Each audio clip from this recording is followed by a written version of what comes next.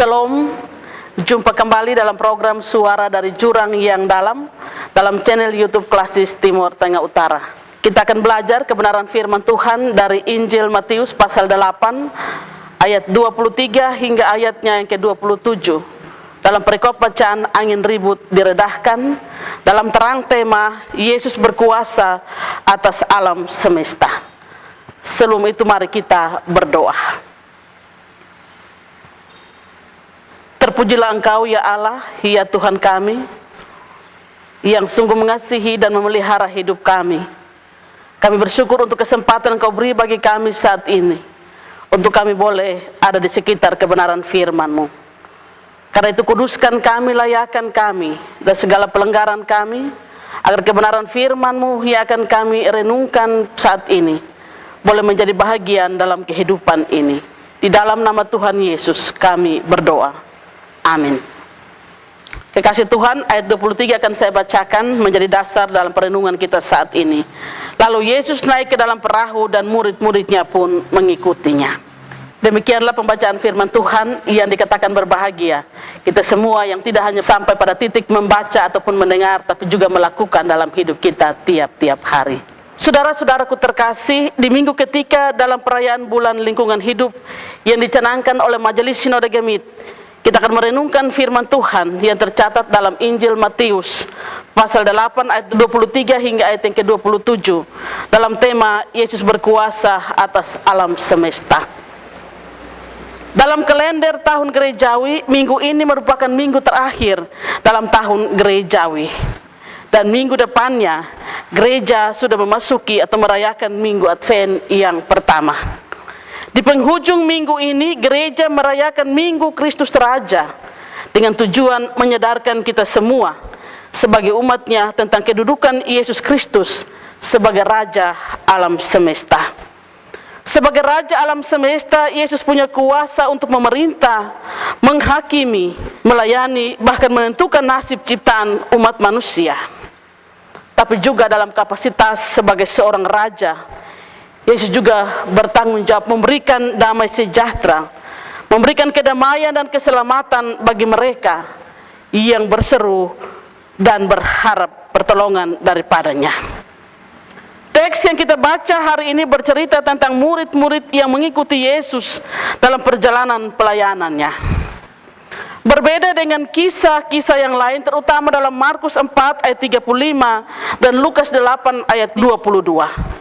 Di mana Yesus yang mengajak para murid untuk berangkat atau bertolak ke tempat yang lain. Menarik sekali Bapak Mama, saudara-saudaraku, bahwa para murid terus bersama dengan Yesus melanjutkan pelayanan. Tapi yang berbeda di sini adalah bahwa bukan karena diajak oleh Yesus atau diperintahkan oleh Yesus, tapi mereka mau atau mereka suka sendiri. Tidak dijelaskan dalam teks apakah karena sudah terbiasa mereka selalu diajak oleh Yesus setiap kali bertolak dari satu tempat ke tempat yang lain, dan karena itu kali ini tanpa diajak pun mereka akan ikut, ataukah atas inisiatif sendiri setelah menyaksikan mujizat-mujizat yang dilakukan oleh Yesus. Yang jelas dalam bacaan kita secara khusus ayat 23 mengatakan, lalu Yesus naik ke dalam perahu dan murid-murid pun mengikutinya. Kebersamaan yang indah, yang kompak dan sangat indah dipandang. Lalu apakah karena selalu bersama terus semua menjadi beres atau tidak ada persoalan? Ayat yang ke-24 dikatakan sekonyong-konyong atau tiba-tiba atau secara mendadak mengamuklah angin di danau itu. Saudara-saudaraku terkasih, letak danau Galilea di antara lembah-lembah menjadi penyebab saluran besar yang membawa angin dapat berputar secara tiba-tiba. Angin ribut itu adalah akibat dari tumpukan arus panas pada lembah yang dingin dengan cepat ke bawah. Kedalaman danau itu sendiri adalah 43 meter dengan luas 166 km. Perubahan kondisi danau inilah yang kemudian membuat para murid pun menjadi panik dan takut. Sementara Yesus sebagai pemimpin perjalanan mereka atau sebagai guru mereka justru tertidur dengan pulas atau nyenyak. Murid-murid kemudian menjadi panik dan mencari Yesus dan membangunkannya. Ayat 25b, para murid mengatakan, Tuhan tolonglah, kita binasa. Lanjutan bacaan ayat 26, Yesus berkata kepada mereka, mengapa kamu takut? Kamu kurang percaya. Bapak, mama, saudara-saudaraku terkasih, ada beberapa poin penting yang kita lihat dalam kisah atau bacaan kita saat ini.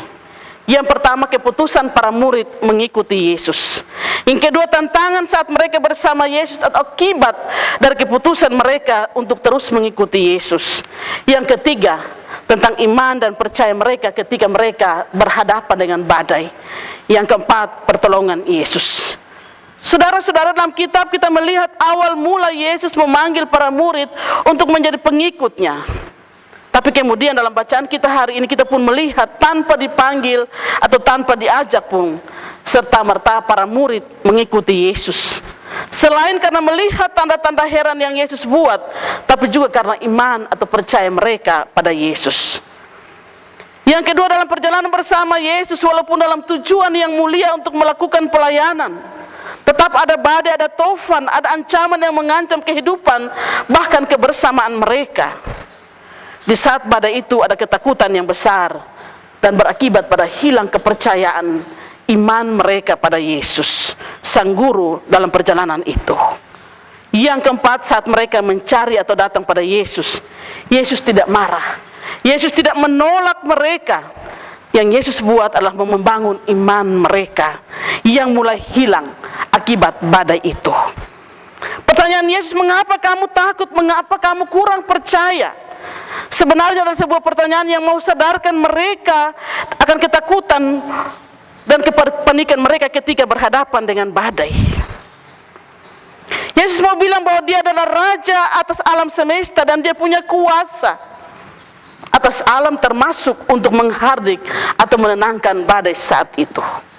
Bapak, mama, saudara-saudaraku terkasih, angin dan badai atau gelombang adalah peristiwa alam yang terjadi di sekitar kehidupan kita. Ini menunjukkan bahwa alam dan isinya serta angin dan air punya mekanisme dan dinamika gerak yang bisa menguntungkan, tapi juga sekaligus mengancam keselamatan hidup manusia. Di lain pihak, manusia adalah bagian dari alam yang bergantung pada alam, termasuk pada air dan angin demi kehidupan manusia itu sendiri. Maka sehubungan dengan bulan lingkungan hidup Gemit, baiklah sebagai gereja dan warga gereja, kita tidak terpisah dari alam dan lingkungan hidup.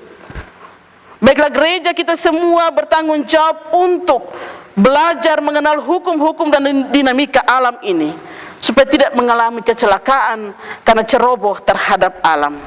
Di tiap lingkungan hidup, di gunung, di pantai, bahkan di daerah-daerah ada tradisi masyarakat berdasarkan pengalaman setempat yang berisi pengetahuan tentang kebiasaan-kebiasaan terhadap alam, tumbuhan dan binatang yang mesti dijaga supaya tidak mendatangkan bencana bagi manusia. Tata krama itu perlu dijaga, dirawat dengan baik. Tidak hanya tentang cara berhidup bersama antar manusia, tapi juga kehidupan bersama dengan makhluk lain atau alam di sekitar kita. Matius 8 ayat 23 hingga 27 menunjukkan bahwa orang-orang percaya dan pengikut Yesus pun tidak pernah lepas dari ancaman badai kehidupan, baik dari alam maupun berupa tantangan-tantangan dalam pergumulan hidup yang berbeda-beda. Kita percaya bahwa mengikuti Yesus bukanlah sesuatu yang mudah dan gampang. Tapi Yesus sebagai Allah atau sebagai kepala gereja yang kita ikuti dan percaya punya kuasa untuk tentramkan badai hidup kita, termasuk badai alam yang terjadi sekeliling kehidupan kita, untuk selamatkan umat yang dikasihinya. Dari Yesus dan para murid kita belajar melakukan tindakan-tindakan yang menghormati alam dengan penuh kasih, mengatur alam ini dengan penuh tanggung jawab, dan memberi jaminan hidup tenang di tengah alam ini. Saudara-saudaraku terkasih, kita dalam pergumulan hidup kita tiap-tiap hari, kita juga bisa datang kepada Yesus, tapi dengan sopan dan hormat untuk minta pertolongan Yesus. Yesus tahu bahwa badai dan tantangan hidup kita sebagai orang percaya sangat berat, tapi dalam kasih-Nya, Yesus juga menanggung badai hidup manusia. Dan dia juga dengan cintanya siap menopang, menolong, menggendong kita keluar dari berbagai persoalan hidup yang kita alami Yang penting kita tetap menaruh harap dan percaya pada Yesus, karena Dialah kekuatan kita, Dia Raja kita, termasuk Raja alam semesta ini. Karena itu janganlah kita hilang percaya ketika kita menghadapi badai hidup ini, baik alam di sekitar kita maupun badai hidup karena persoalan-persoalan yang berat. Tuhan menolong, memberkati kita dengan firman-Nya. Amin.